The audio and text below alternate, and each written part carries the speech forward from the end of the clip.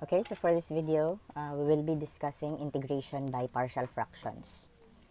Okay, so partial fractions is a topic under algebra. So where we decompose. Okay, so we decompose a rational fraction, okay, to individual partial fractions. Okay, so when we say decompose, so we will separate the original fraction into its corresponding partial fractions. So in doing that, we must first see if the fraction is already a proper fraction. Okay, so when we say proper fraction, the numerator should be of lower degree than the denominator. Like in this case, in our example, so we have here the integral of 3x squared plus 8x minus 12 all over x cubed minus 4x squared plus 3x dx. Okay, so as we can see here, the degree of our numerator is 2 and the degree of our denominator is 3. So in this case, so this can be resolved into partial fractions. This can be decomposed into partial fractions. Okay, because because the numerator is of lower degree, okay, than the denominator. So if that's not the case, then we need to perform division first, okay, so before we can perform the decomposition into partial fractions. Okay, so for partial fractions, we will be discussing 4 cases. Okay, so the first case is if we have distinct linear factors. Okay, so if you recall your algebra, so the first step in partial fraction decomposition is to factor out the denominator. Okay, so for the first case, the factors of the denominators must be distinct. So meaning there are no repeating factors. Okay, so you will see in case 2 later on, if we have repeated linear factors, so you will see how is it repeating. Okay, but for first case, we'll discuss first the distinct, okay, linear factors. So distinct linear factors meaning the factors of the denominator are non-repeating. Okay, so the first step in again partial fraction decomposition is to factor out the factor completely the denominator. So in doing this, so we will perform the decomposition first before integrating. So we will first perform partial fraction decomposition of the integrand, okay, and then we will integrate later. Okay, so first is we should factor the denominator. So rewriting the fraction again, so it's 3x squared plus 8x minus 12, okay, all over. So factoring the denominator, so we can do it on another part. So we have x cubed minus 4x squared plus 3x. Okay, so we write that on a scratch paper. So is equal to, we have greatest common factor of x. So this will become x times x squared minus 4x plus 3. Okay, and then so we will factor this quadratic binomial further. So x squared minus 4x plus 3, so factoring positive 3 such that the sum of the factors is negative 4, so that will be negative 1 and negative 3. So therefore our complete factor is x times x minus 1 and x minus 3. Okay, so that is the complete factor of this. So we will write the factored form of the denominator. So it's x times x minus 1 times x minus 3. Okay, so in the partial fraction decomposition, so we let the factors, okay, so we let the factors be the denominator of the partial fractions. Okay, so since we have 3 factors, then we will also have 3 fractions, okay, whose denominators are these factors. Okay, so as you can notice also, let's go back to the definition of case 1. So case 1, distinct linear factors. So as you can see, the factors are linear. Okay, x minus 1, it's linear because the degree is 1. Okay, x minus 3 is linear because the degree is 1. We have x here that is also linear because its degree is 1. Okay, so we separate that into three fractions, okay, whose denominators are the factors. So one fraction, its denominator is x. Another fraction, its denominator is x minus 1. And another, it's x minus 3. Okay? So the next is, what are we going to write in the numerator? Okay? So in partial fraction decomposition, the resulting partial fractions are of lower degree than the denominator. Okay? So meaning, if the denominators are linear, okay, so the next lower degree than a linear is a constant. Okay, and those are unknowns. Okay, so we just let any variables, okay, in the numerator to act as our constant. So it can be usually what we use is a, b, and then c. Okay, so we have 3 unknowns. Okay, so again, we do it this way, no, because the numerator should be of lower degree than the denominator. So if our denominator is linear, then our numerator is constant.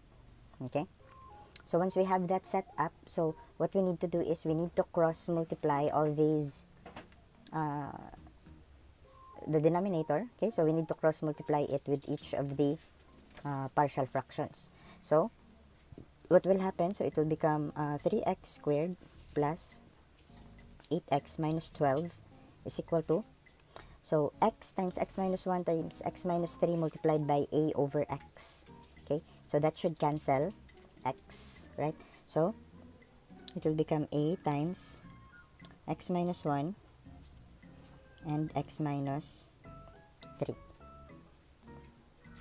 Okay, so do that same thing again. So but now multiply it with b over x minus 1. So multiplying this with b over x minus 1, it will cancel out x minus 1.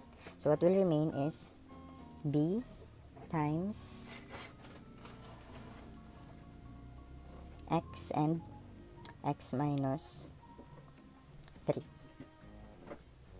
Okay, and then plus, repeating that process again. So multiply this with this. So multiply x times x minus 1 times x minus 3 over c times c over x minus 3. It will cancel out x minus 3. So it will become c times x and then x minus 1. Okay, so the next thing that we're gonna do is we will solve for a, b, and c.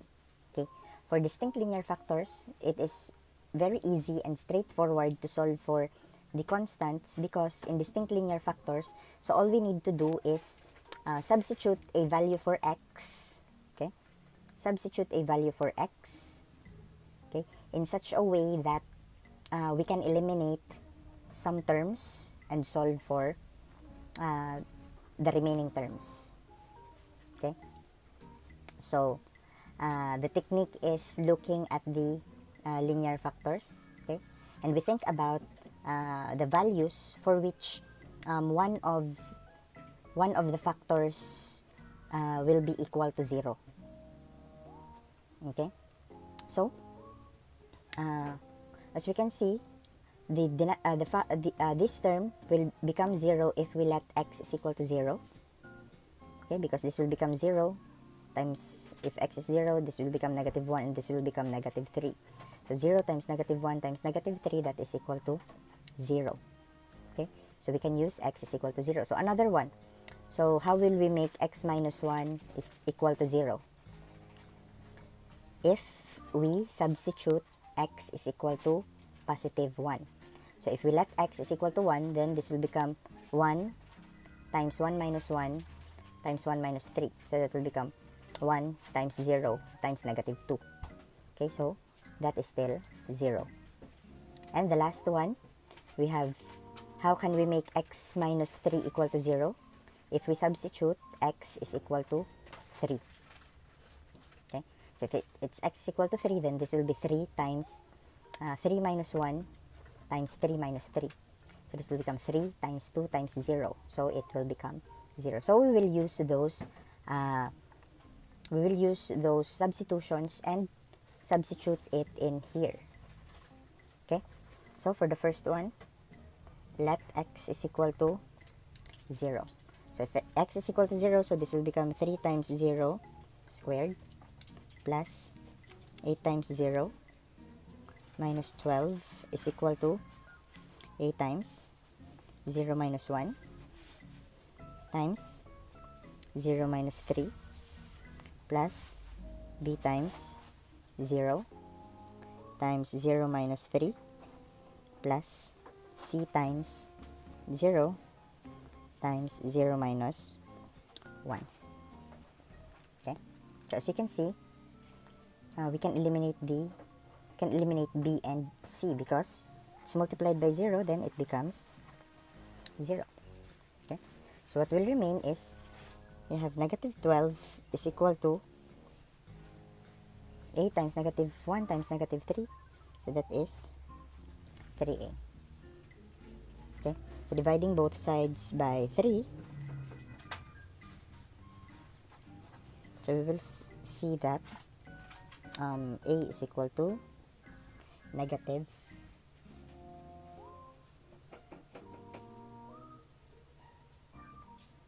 4.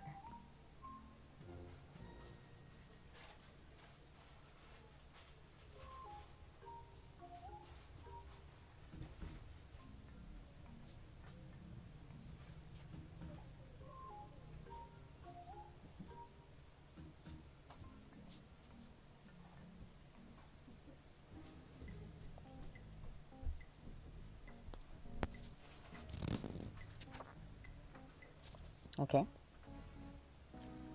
so next is we let another value for x.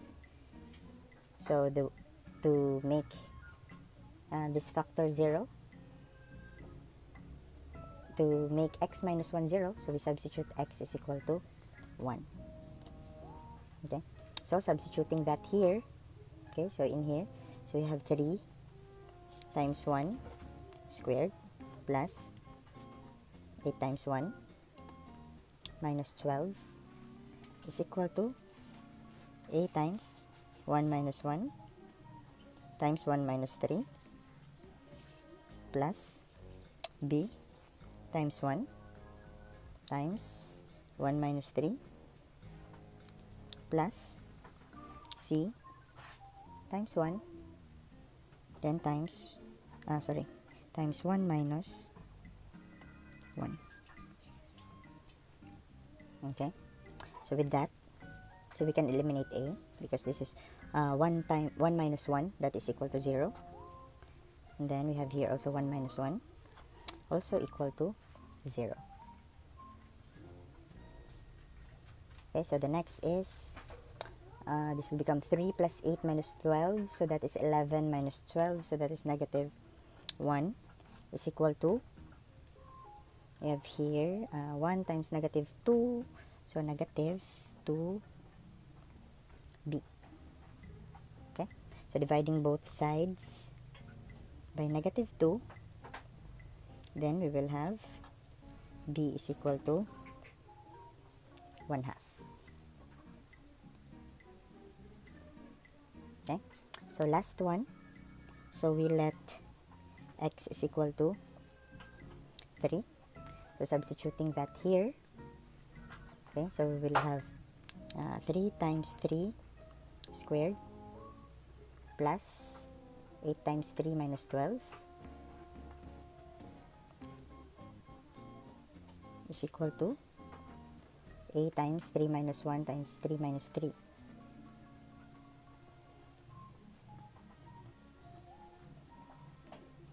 Plus B, 3 times 3 minus 3.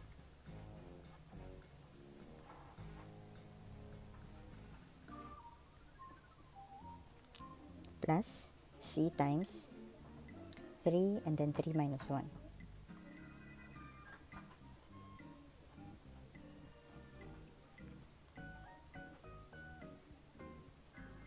Okay, so therefore, have here 9 times 3, that is 27, minus, that's 24, minus 12, so you can use your calculators. So you have 3 times 3 squared, plus 8 times 3, minus 12. Okay, so that is 39. Is equal to, so this will become 0. This will also become 0. And then this will become, so 3 times 2, that is 6.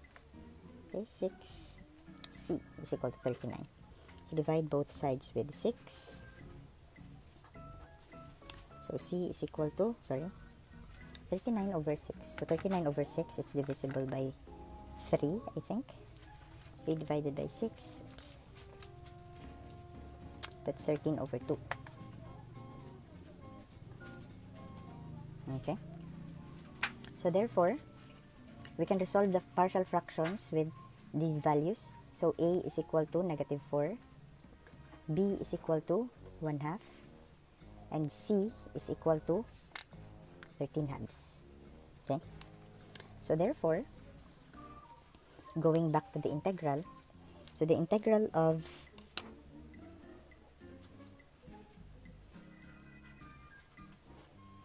So the integral of 3x squared plus 8x minus 12 over x cubed minus 4x squared plus 3x, okay, dx, that is equal to the integral of, so a over x, where a is equal to negative 4.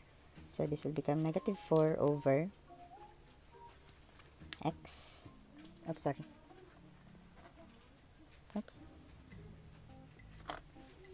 okay, negative 4 over x, plus we have b of 1/2 over, the partner of b is x minus 1. So this is very important that the numerators must not be rumbled. Okay, and then c over x minus 3, so that is 13/2 over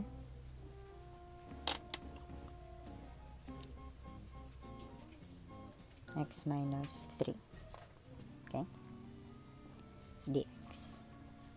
Okay, and here this is just simple integral that leads to logarithmic. So we can distribute dx and then take out the constants. So it will become negative 4 integral of dx over x, plus take out 1/2 integral of dx over x minus 1, okay, plus 13/2 integral of dx over x minus 3. Okay, so performing integration, so this will now become negative 4 ln of x plus 1/2 ln of x minus 1 plus 13/2 ln of x minus 3 plus c. Okay, so that is the first case for partial fraction decomposition. So where we have distinct linear factors. Okay, so it's quite easy performing the integration. Now, as you can see, the integration are almost all of the time it just leads to the natural logarithm. Okay, so the only long part is the decomposition into partial fractions. Okay, but you should have discussed that already in your algebra and pre-calculus. Okay, so let's have another example, I think. Okay, so for another example, so we have the integral of x squared minus 8 all over x squared plus 5x plus 6 dx. Okay, so in this case, so notice that our numerator and denominator have the same degree. Okay, so before we employ partial fraction decomposition, so we must first resolve this. Okay, so if the numerator and the denominator still have the same degree, then they can still be divided. Okay, so before we perform the partial fraction decomposition, so we will divide it first. Okay, so dividing, so we have x squared plus, so we have a missing x term, so we can just put x squared plus 0x plus, oh sorry, minus 8.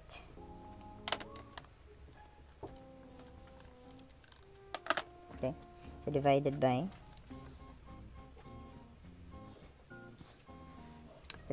x squared plus 5x plus 6. Okay, so in dividing, so x squared divided by x squared, that will be 1. And then distributing, so 1 times x squared, so that's x squared. 1 times 5x, that's plus 5x. 1 times 6, that is plus 6. And then we subtract it.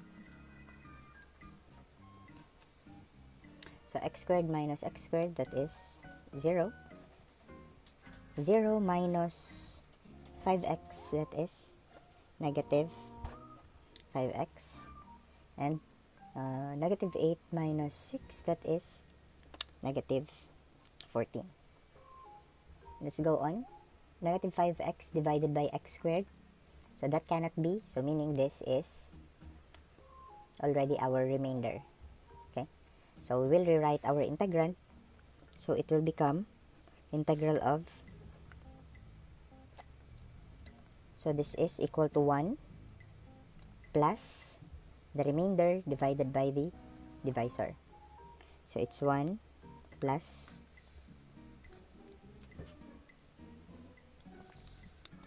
negative 5x minus 14 over x squared plus 5x plus 6. Okay, dx. Okay, so what we must resolve into partial fractions is this part only. Okay, so here we can see that our denominator is x squared plus 5x plus 6. Then we should factor that out, so factor 6 such that the sum of the factors is 5, so that is positive 2 and positive 3. So therefore, by partial fractions,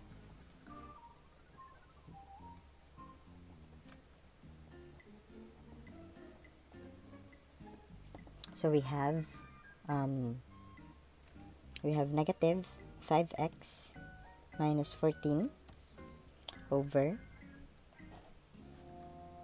x factored form of x squared plus 5x plus 6, that is x plus 2 and x plus 3. Okay, so we only have two distinct linear factors. So resolving that into partial fractions, so one fraction will have a denominator of x plus 2 and another will have a denominator of x plus 3, and then numerators will be a and b. So we only have two unknowns. So proceed with multiplying the denominator, cross multiply the denominator. So it will become negative 5x minus 14 is equal to a times, multiplying this with this, it will cancel x plus 2. So what will remain is x plus 3. Okay, plus b times, multiplying this with this, it will cancel x plus 3. Then becomes x minus 2. Okay, so next is to solve for a and b. We will think of numbers that we will substitute to x in such a way that we can eliminate one and then solve for the other. So one technique, the technique is let the factors to 0. So x plus 3 is equal to 0, then therefore x is equal to negative 3. So we let x is equal to negative 3. Substituting that in here, so we will have negative 5 times negative 3 minus 14 is equal to a times negative 3 plus 3, okay, plus b times negative 3 plus 2. Okay, so we will cancel this. So it becomes 0. And this will become 9 minus 14. That is negative 5. Oh, sorry. This is 15. 15 minus 14. That is positive 1. So 1 is equal to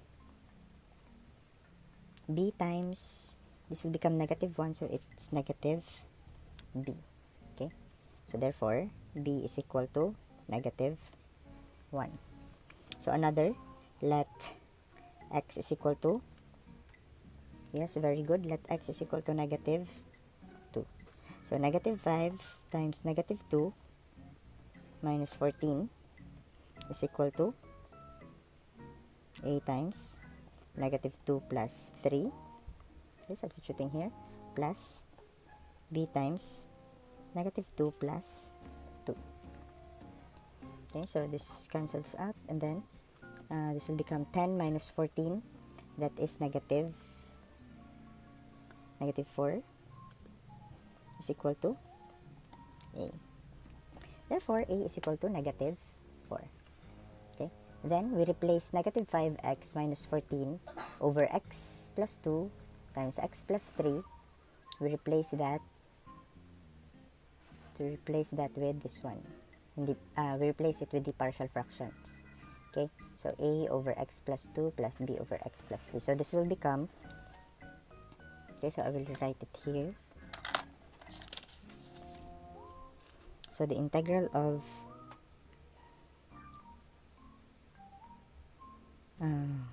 the original was, okay, so sorry, so we can solve it here. So this will be equal to the integral of, so 1 plus, so this will become a over x plus 2. So our a again is negative 4. So this will become negative 4 over x plus 2. Okay, and then plus b, which is equal to negative 1 over x plus 3. So plus negative 1 over x plus 3 dx. Okay, so next is distribute the integral sign and the dx, and then place the numerical coefficients outside the integral sign. So this will become, so I'm writing this here, so this will become integral of dx, okay, for 1, and then we have a numerical coefficient of negative 4, so minus 4 integral of dx over x plus 2, okay, minus 1 integral of, or we could have just written minus, okay, so don't write 1, so dx over x plus 3. Okay, so this will now become x minus 4 ln of x plus 2 minus ln of x plus 3, and then plus c. Okay, so in this example, so you should always keep in mind that before you apply partial fraction decompositions, okay, so you have to make sure that the numerator is of lower degree than the denominator. So if not, you can still perform division. Okay, so this part, this was quite easy because we only have 2 unknowns. Okay, so that's it for the distinct linear factors. So watch out for the next video. So in the next video, we'll be discussing case 2, which is repeated linear factors. So thank you for watching.